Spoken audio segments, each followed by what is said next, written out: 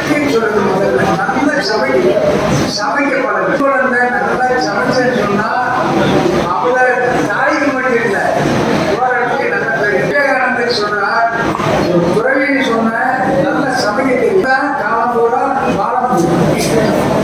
வெளிநாட்டு வடநாட்டில் சாப்பாடு போடுவாங்க, அரிசி வைத்தம்பருப்பு அரிசி கொடுத்துருவாங்க. அதை சமைச்சு தன்னுடைய குடும்பத்தை படுத்திட்டு இது பூஜை சமைக்கும். எனவே துறவியில் கூட நன்றாக சமைக்கும். அது என்ன 30 வருஷம் சமைக்கப்பட்டு ஒரு நாள் இருக்கிறாரு சாமி ரொம்ப பிரமாணமா சமைக்கிறாரு அப்படிப்பாங்க. இப்பதான் ஆள் வச்சு சமைக்கக்கூடிய அளவுக்கு பொருளாதாரம் இல்லை. நாங்களே தான் எல்லா வேலையும் செய்யணும். பாத்திரம் கழுவணும், சமைக்கணும்,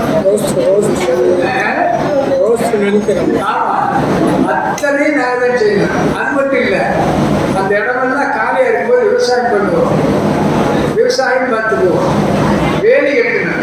அப்போ காம்பவுண்டு கிடையாது, சுற்றுமதில் கிடையாது. கட்டி வச்சோம்னா அந்த பக்கத்தில் கிராமத்தில் இருக்கிறவங்களுக்கு அந்த கட்டையெல்லாம் பூரா பிடிக்க போயிடும். காலையில் வந்து உள்ளிருக்காரு.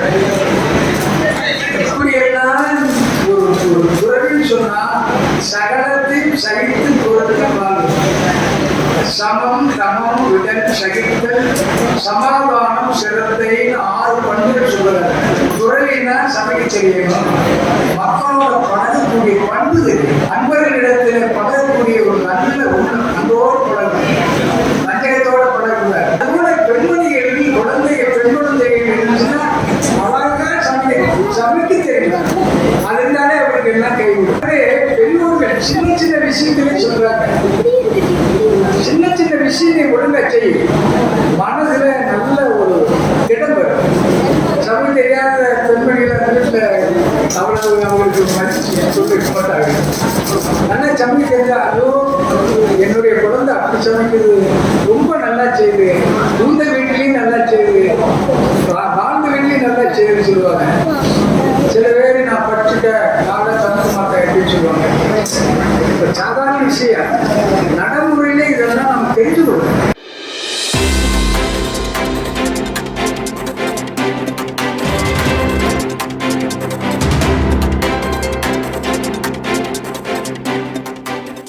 இப்போ சில பெரிய குடும்பத்தில் வாங்க சமைக்கிறதுக்கு யாரும் விட மாட்டாங்க.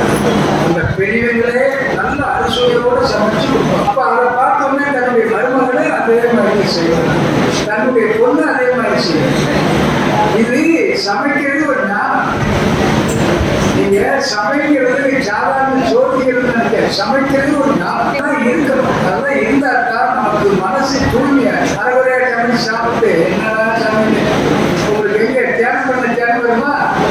நல்லா சமைச்சு சாப்பிட்டு நீங்க என்ன புண்ணியம் செய்யணுமோ நமக்கு அருமையான பிரசாதம் கிடைச்சிருக்கு.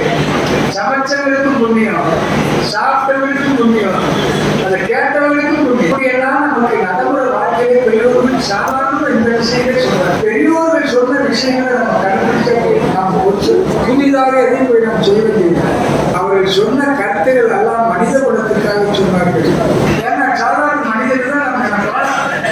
ஆனால் இவருக்கு காலையில் சாப்பிட்றாரு, பகல் சாப்பிட்றாரு, நைட்டு சாப்பிட்றாரு, அவரு குடிக்கிறாரு, அவரு எல்லாமே தான் இருக்கிறாரு. இவர் எப்படி பெரிய ஞானி சாமின்னு நினைக்கலாம் இருந்தாரு. சாமி நீங்க என்ன எப்ப பார்த்தாலும் சும்மாவே சுத்திட்டு இருக்கீங்க? இல்லப்பா, நான் நல்லா சாப்பிடுறேன், தூங்கு, இதான் என்னோட வேலை, இதான் நீங்க பெரிய ஞானின்னு சொல்றீங்க.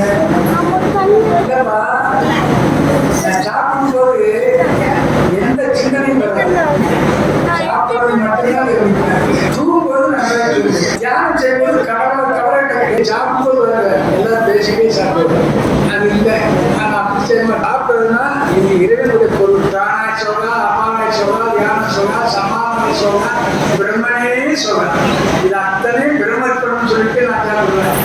எனக்கு இதுல சம்பந்தமே கிடையாது. சாப்பிடுறதோட இறைவனுடைய அறிவு, சமைக்கிறதோட அவனுடைய சிந்தனைகள், நம்முடைய சிந்தனை சிதறவிடாமல் சமைக்கணும்.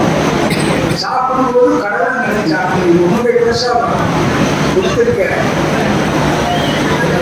நமஸ்காரம் அப்படின்னு சொல்லக்கூடிய பெரியோர்கள் சாதாரணமாக எல்லா விஷயங்களும் சொல்லியிருக்காங்க. எனவே சமைக்கிறதுல ஞானம் இருக்குது.